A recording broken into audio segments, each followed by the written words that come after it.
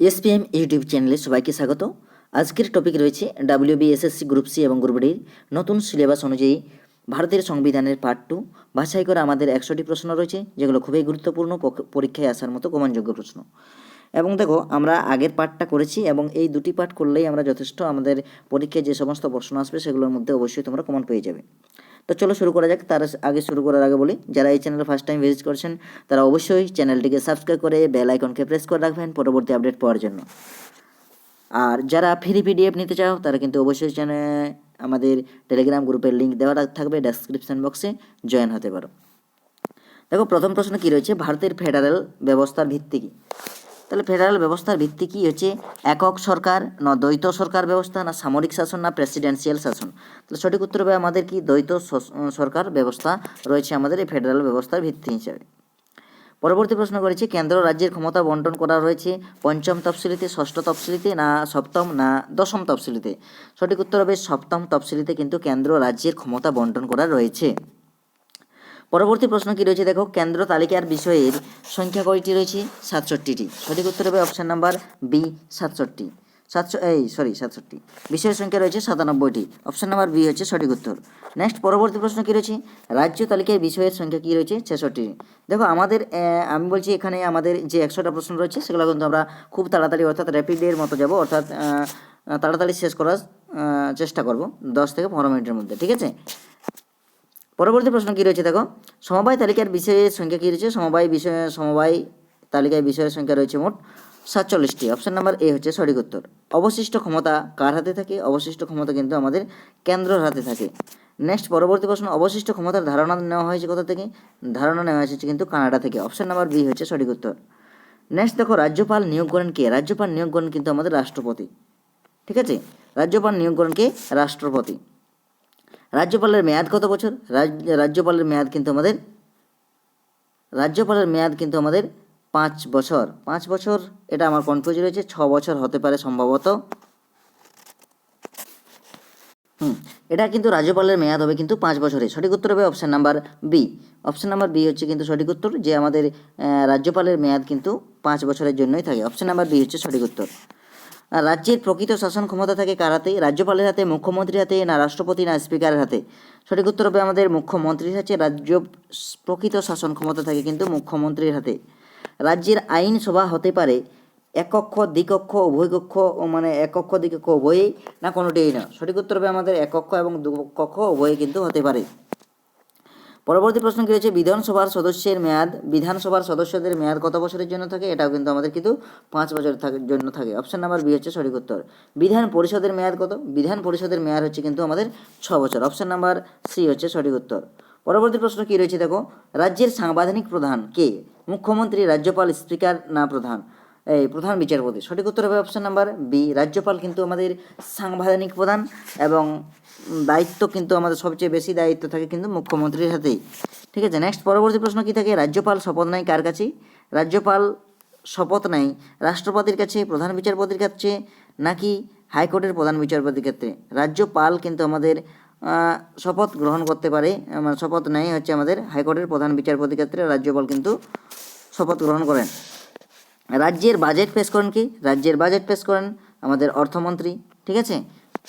Next দেখো, পরবর্তী প্রশ্ন, কেন্দ্র রাজ্যের উপর নিয়ন্ত্রণ করতে পারে আর্থিকভাবে, প্রশাসনিকভাবে, আইনগতভাবে, নাকি উপরে সবগুলোই করতে পারে। কিন্তু আমাদের দেখো এখানে আর্থিকভাবেও করতে পারে, প্রশাসনিকভাবেও করতে পারে, আইনগতভাবেও করতে পারে। সঠিক উত্তর হবে অপশান নাম্বার ডি, উপরে সবগুলোই কেন্দ্র রাজ্যের উপর নিয়ন্ত্রণ করতে পারে।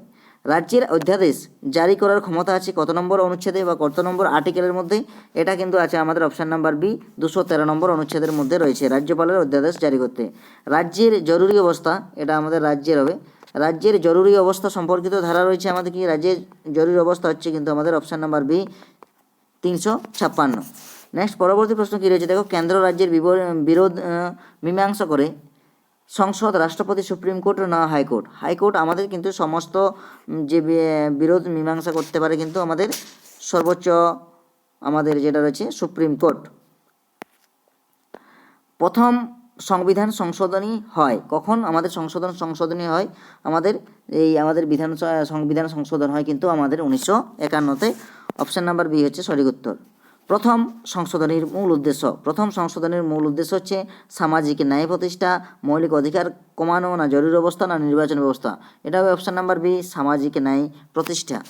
নেক্সট পরবর্তী প্রশ্ন, সবচেয়ে বড় সংশোধনী কোনটি? সবচেয়ে বড় সংশোধনী হচ্ছে, সেটাকে বলা হয় আমাদের 42তম সংশোধনী, যেটাকে আমাদের বলা হয় মিনি কনস্টিটিউশন।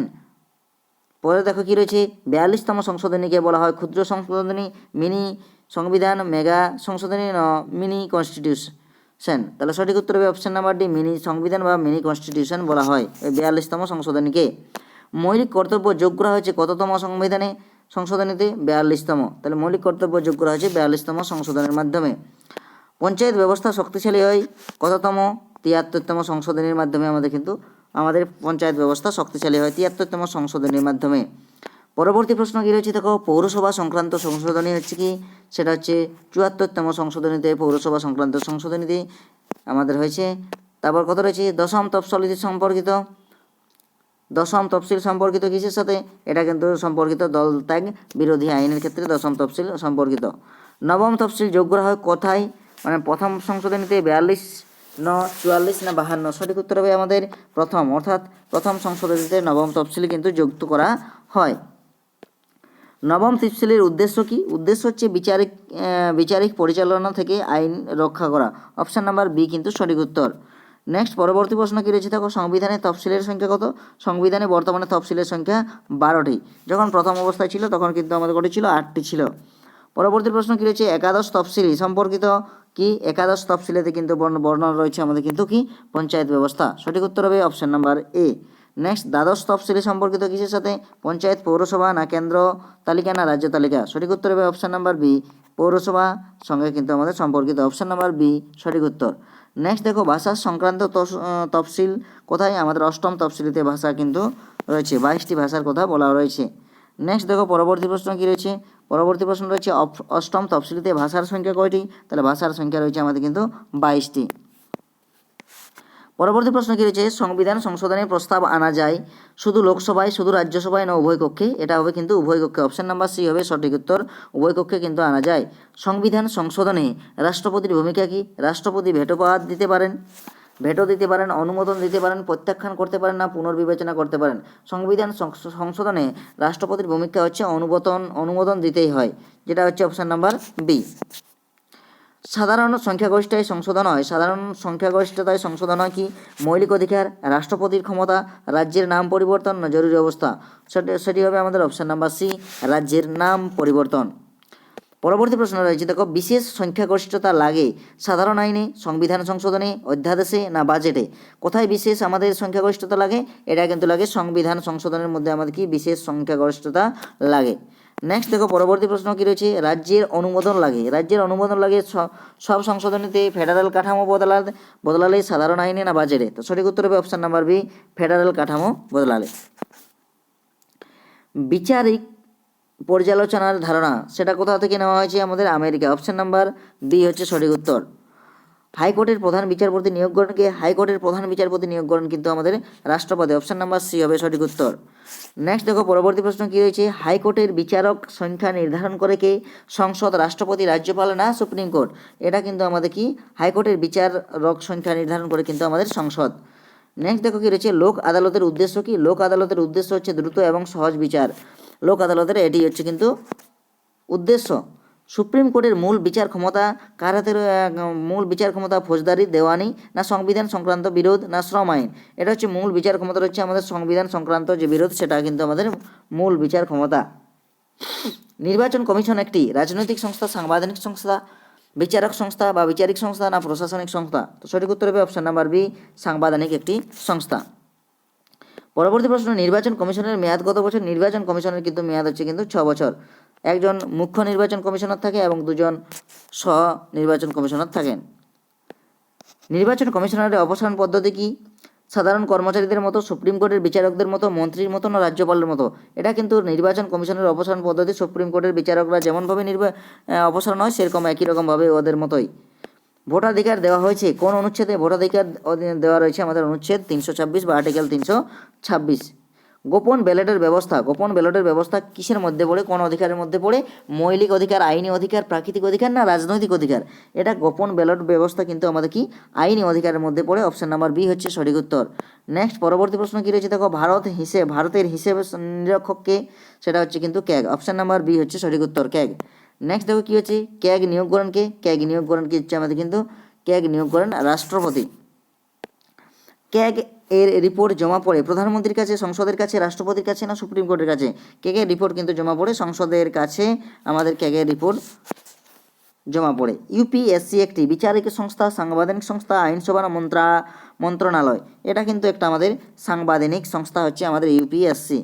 নেক্সট দেখো, ইউপিএসসি এর প্রধান নিয়োগ করেন কে? এটার প্রধান নিয়োগ করেন কিন্তু রাষ্ট্রপতি প্রধান নিয়োগ করেন। পরবর্তী অর্থ কমিশন গঠিত হয় কত? প্রতি 5 বছর অন্তর কিন্তু আমাদের অর্থ কমিশন কিন্তু গঠিত হয়ে থাকে।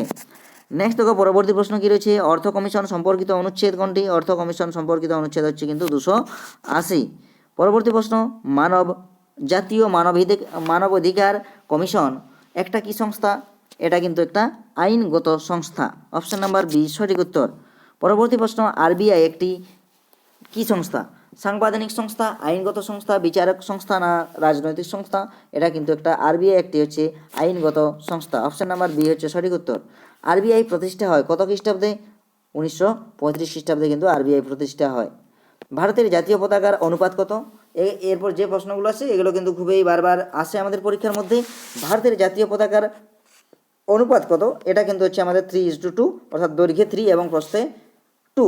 এটা হচ্ছে 3:2 আমাদের অনুপাতে জাতীয় পতাকার অনুপাতটা থাকে, এই মাপের হতে হবে। জাতীয় সঙ্গীত রচনা করেন কে? এটা সবাই জানি, জাতীয় সঙ্গীত রচনা করেন আমাদের রবীন্দ্রনাথ ঠাকুর। জাতীয় সঙ্গীতের সময়, জাতীয় সঙ্গীত গাওয়ার কতক্ষণ সময় লাগে আমাদের? কিন্তু 52 সেকেন্ড কিন্তু সময় লাগে। জাতীয় প্রতীক গ্রহণ করা হয়েছে কত খ্রিস্টাব্দে? এটা কিন্তু জাতীয় প্রতীক গ্রহণ করা হয়েছে আমাদের কত খ্রিস্টাব্দে? দেখো কত খ্রিস্টাব্দে আমাদের জাতীয় প্রতীক গ্রহণ করা হয়েছে? 1950। অপশন নাম্বার সি হচ্ছে সঠিক উত্তর। অশোক স্তম্ভ কোথা থেকে নেওয়া হয়েছে? অশোক স্তম্ভ সারনাথ থেকে নেওয়া হয়েছে। সঠিক উত্তর হবে অপশন নাম্বার এ, সারনাথ।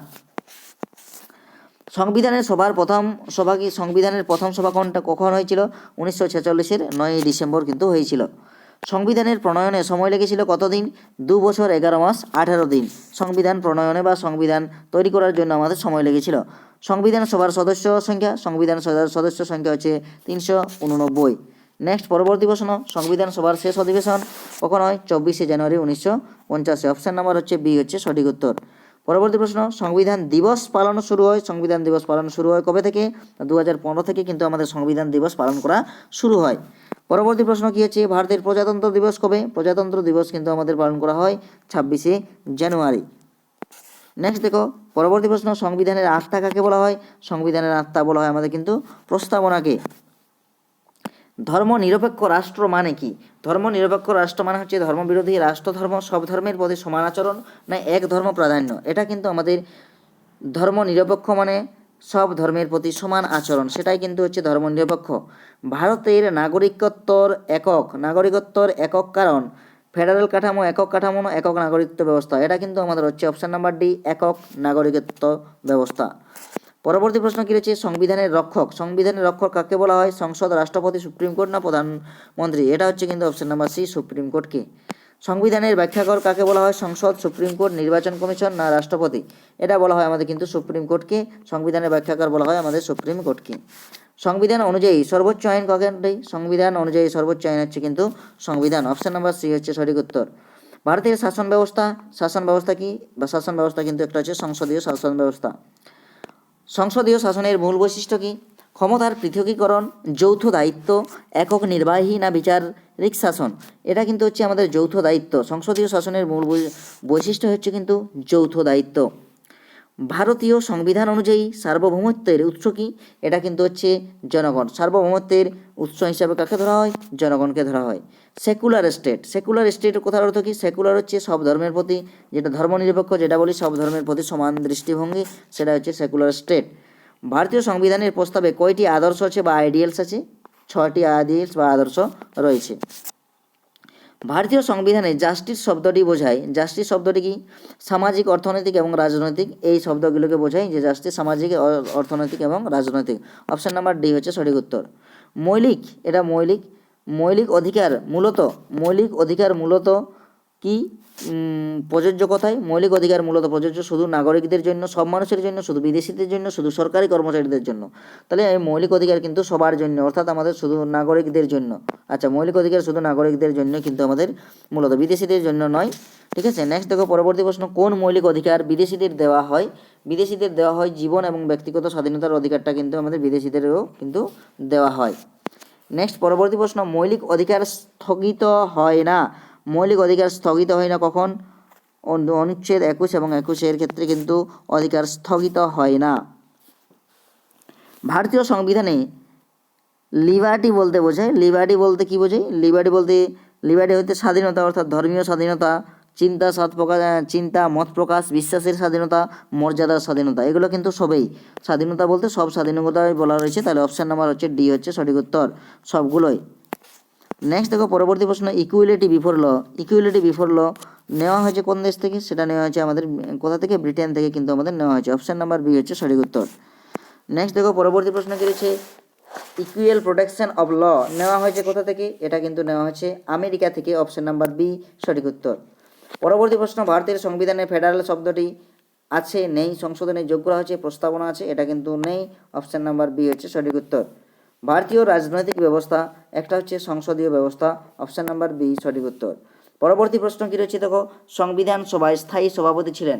সংবিধান সভায় স্থায়ী সভাপতি কে ছিলেন? রাজেন্দ্র প্রসাদ। প্রথম স্থায়ী সভাপতি ছিলেন কিন্তু রাজেন্দ্র প্রসাদ। সংবিধানের সভার উদ্দেশ্য প্রস্তাব উপস্থাপন করেন রাজেন্দ্র প্রসাদ, বি আর আম্বেদকর, জওহরলাল নেহরু না কে এম মুন্সি? সঠিক উত্তর হবে option number C, Jawaharlal Nehru. Next পরবর্তী, সংবিধান সভার উপদেষ্টা ছিলেন কি? সংবিধান সভার উপদেষ্টা ছিলেন বি এন রাও। অপশান নাম্বার বি হচ্ছে সঠিক উত্তর। ভারতীয় সংবিধানের আইনি উপদেষ্টা কি? আইনি উপদেষ্টা হলেন বি এন রাও। ঠিক আছে, নেক্সট দেখো পরবর্তী, ভারতের প্রথম সাধারণ নির্বাচন অনুষ্ঠিত হয় কখন? 51 থেকে 52 মধ্যে আমাদের প্রথম নির্বাচন অনুষ্ঠিত হয়। ভারতের নির্বাচন ব্যবস্থা ভিত্তি করে কি?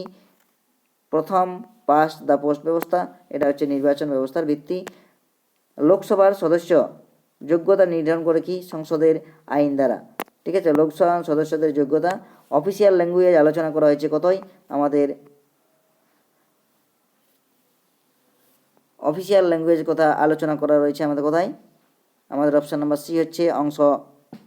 ঠিক আছে, অংশ নম্বর কত হচ্ছে? 10, 15, 17 নম্বর অংশতে আমাদের কিন্তু বলা রয়েছে পার্ট নাম্বার এত। ঠিক আছে, 17 নম্বর। ঠিক আছে, সঠিক উত্তর হচ্ছে অপশান নাম্বার সি। নেক্সট দেখো পরবর্তী প্রশ্ন। আচ্ছা, আমাদের এই ছিল আমাদের 100টি প্রশ্ন। যারা ফ্রি পিডিএফ নিতে চাও, তারা কিন্তু অবশ্যই টেলিগ্রাম গ্রুপে যুক্ত হতে পারো। ঠিক আছে, থ্যাংক ইউ। আজকের প্রশ্ন এগুলোই ছিল।